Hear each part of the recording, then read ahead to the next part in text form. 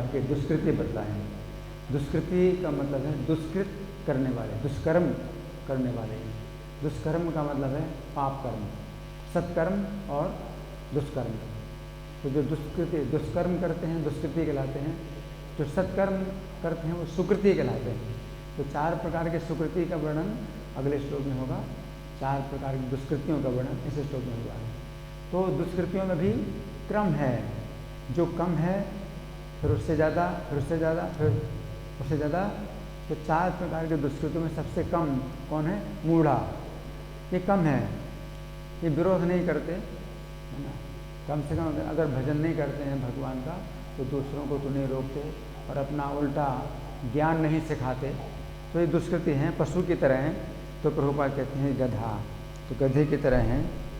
तो इसमें मैं कुछ पढ़ के सुना रहा हूँ। भागवत के 3रे स्कंद के अंतर्गत अध्याय संख्या 30 में कपिल देव अपनी माता देवहूति से वर्णन करते हैं कि तथाकथित सुख के लिए भौतिकतावादी द्वारा जो जो वस्तुएं अत्यंत कष्ट तथा परिश्रम से अर्जित की जाती हैं उनको काल रूप परम पुरुष नष्ट कर देता है और इसके कारण बद्धजीव उनके लिए शोक करता है। भ्रमित होने के कारण वो ये नहीं जानता कि उसका अपना शरीर भी अनित्य है और घर, जमीन तथा संपत्ति जो शरीर से संबंधित है ये सारे आकर्षण भी क्षणिक हैं। अपने अज्ञान के कारण प्रत्येक वस्तु को नित्य मानता है। तो ये जो है काफ़ी विस्तार से वर्णन है, तो समय कम है, तो मूढ़ा का वर्णन किया। अब नराधम, तो नराधम का मतलब क्या है? मूढ़ से अधिक पापी है वो, दुष्कृति ज़्यादा है, मूढ़ से ज़्यादा व्यस्त है। तो मूढ़ व्यक्ति तो अपने घर परिवार के कार्यों में व्यस्त रहता है और ये कहता है कि उसके पास समय नहीं है वो श्री कृष्ण के विषय में सुने। परंतु नराधम मूढ़ से अधिक पापी होता है क्योंकि वो पूरा आश्वासन देता है कि वो अवश्य अपना समय निकालेगा, परंतु कभी भी श्री कृष्ण के विषय में सुनने के लिए अपना समय नहीं निकालता। वो ज़्यादा पापी है। मूढ़ तो कहता है कि मेरे पास समय नहीं है ना, मैं नहीं आ पाऊँगा, है ना। लेकिन ये ज़्यादा पापी है, वो क्या कहता है? 101% आऊँगा।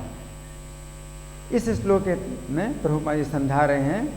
तो इस संबंध में पद्म पुराण में हरिवंश महात्म्य के अंतर्गत एक ऐसी कथा आती है जिसमें एक ब्राह्मण जनस्थान में रहने वाला था, वेदों का पारंगत विद्वान था। वो ब्राह्मण प्रतिदिन श्री कृष्ण की कथा सुनता था। सुनिए ध्यान से।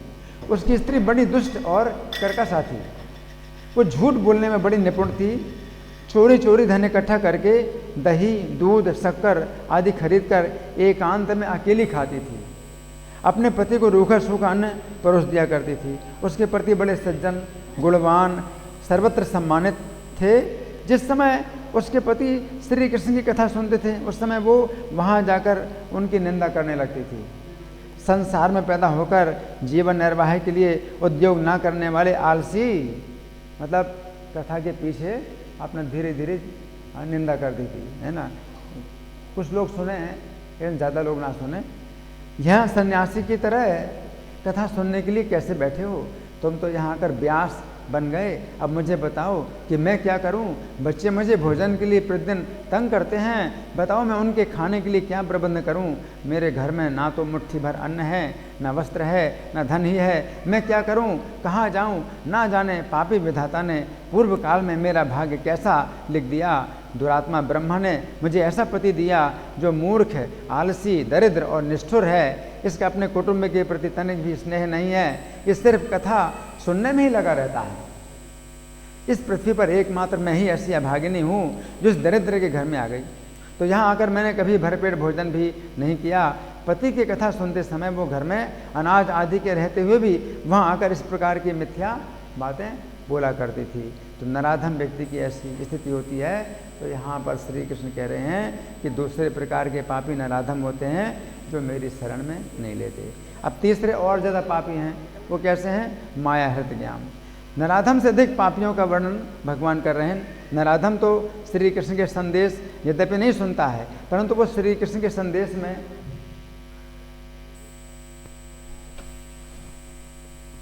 कोई दोष भी नहीं देखता, परंतु माया के द्वारा हरे हुए ज्ञान वाले पापी तो श्री कृष्ण के संदेश को अत्यंत तुच्छ समझते हैं और अपने आप को श्री कृष्ण के संदेश से भी ऊपर समझते हैं। वे समझते हैं कि श्री कृष्ण की भक्ति अत्यंत पिछड़े हुए लोगों के लिए है, परंतु वे तो शिक्षा और विज्ञान के क्षेत्र में बहुत आगे बढ़े हुए हैं।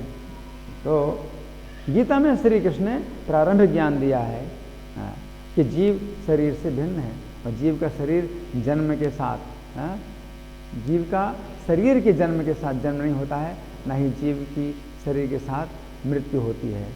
तो प्रभुपाद कहा करते थे कि आज की शिक्षा मनुष्यों को पशु बना रही है।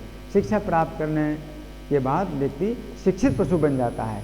सामान्य पशुओं से ये शिक्षित पशु श्रेष्ठ हैं, परंतु ये मनुष्य नहीं हैं। इन शिक्षित पशुओं की तुलना में अशिक्षित मनुष्य श्रेष्ठ हैं। मनुष्य अशिक्षित होते हुए भी कम से कम ये तो समझता है कि उसका पिछला जीवन था, इस जीवन के बाद उसका अगला जीवन होगा। ऐसी स्थिति में वो विचार करता है कि उसे कैसे कर्म करने चाहिए कि अगले जीवन में उसकी दुर्गति ना हो, और उसे ऐसे कर्म करने चाहिए अगले जीवन में उसे सर्वोच्च गति अर्थात श्री कृष्ण का धाम प्राप्त हो। इसलिए प्रभुपाद कहा करते थे कि आजकल के महाविद्यालय और विश्वविद्यालय कसाई घर के समान हैं। कसाई घर में पशु अंदर जाते हैं, उनके जीवन की हत्या की जाती है, परंतु आजकल के महाविद्यालय और विश्वविद्यालय तो ऐसे कसाई घर हैं जिनमें मनुष्य अंदर जाते हैं और उनके मनुष्य जीवन की हत्या की जाती है, और इस प्रकार वे पशु बनकर बाहर निकलते हैं। तो यहाँ पर श्री कृष्ण कह रहे हैं कि तीसरे प्रकार के पापी माया के द्वारा हरे हुए ज्ञान वाले होते हैं, मेरी शरण में नहीं आते। अब चौथा आसुरी भाव, ज़्यादा दुष्कृति, सबसे ज़्यादा दुष्कृति। तो यहाँ पर श्री कृष्ण माया हृत ज्ञान से भी अधिक पापियों का वर्णन कर रहे हैं। माया द्वारा हरे हुए ज्ञान वाले श्री कृष्ण के भजन को यद्यपि अनावश्यक समझते हैं, परंतु वे कम से कम श्री कृष्ण के भजन का विरोध तो नहीं करते हैं। परंतु आसुरी भाव वाले लोग तो प्रत्यक्ष रूप से श्री कृष्ण के भजन का विरोध करते हैं, है ना। जिस समय श्रील प्रभुपाद ने मुंबई के अंतर्गत जुहू नामक स्थान में श्रीमान नैयर से 5 एकड़ की भूमि खरीदी, उस समय श्रीमान नैयर ने धन भी जब्त कर लिया और भूमि भी वो नहीं देना चाहता था। उस समय श्रीमान नैयर ने रात में गुंडे भेजे कि जाकर शिलान्यास की ईंटों की नींव उखाड़ दें और उस स्थान को अपवित्र कर दें। फिर श्रीमान नैयर ने वहाँ पर जल की आपूर्ति बंद कर दी। फिर उसने भूमि के प्रवेश द्वार पर एक गुंडा खड़ा कर दिया जो भक्तों के आते जाते अपना लठ दिखाता था। श्रीमान नैयर ने प्रभुपाद से ये शब्द बोले, मैं तुम्हारा धन नहीं लौटाऊंगा और मंदिर को तोड़कर अपने हाथों से मूर्तियों को हटाऊंगा। कितना दुष्कृति है, सबसे ज़्यादा। श्रीमान नैयर ने जिस दिन प्रभुपाद से ये बात कही थी, उसी सप्ताह के अंदर उसे दिल का भीषण दौरा पड़ा और 2 सप्ताह के बाद वो मर गया। हरि बोल। आसुरी भाव आश्रित में हिरण्यकशिपु का नाम सर्वप्रथम आता है। भागवत के 7वें स्कंद के अंतर्गत अध्याय संख्या 8 में वर्णन आता है कि जिस समय उसने देखा कि प्रहलाद ने अपने सहपाठियों को भी श्री कृष्ण का भक्त बना दिया है, उस समय वो इतना अधिक क्रुद्ध हुआ कि उसका सारा शरीर कांपने लगा। इस तरह उसने अपने पुत्र प्रहलाद को मार डालने का निश्चय कर लिया।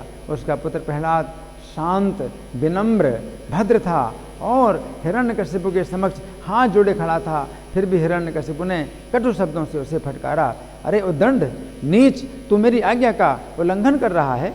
तू कहता है कि मेरे से अन्य कोई ईश्वर है, तो वो इस खंभे में क्यों नहीं दिखाई देता है। मैं भी तेरा सिर काट कर अलग करता हूँ और देखता हूँ तेरा ईश्वर किस प्रकार तेरी रक्षा करता है।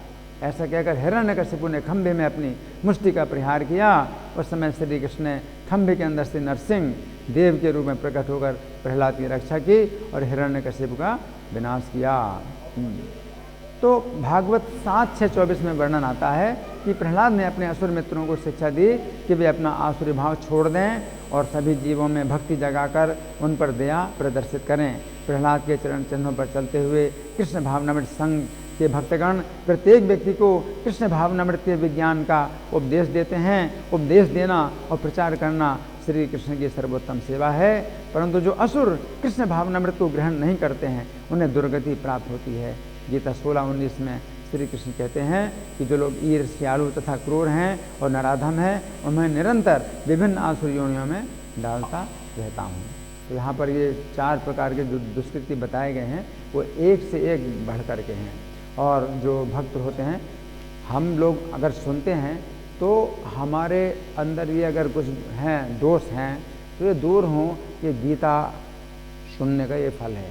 हम गीता पढ़ते हैं, गीता सुनते हैं, तो इसका ये फल होता है कि जो भगवान इसलिए निंदा कर रहे हैं, तो भगवान जब निंदा कर रहे हैं, कोई दोष है उसकी निंदा कर रहे हैं, तो हम लोग जो सुनते हैं तो सुनने से क्या होगा, हमारे अंदर जो वो दोष हैं वो दूर होंगे, है ना।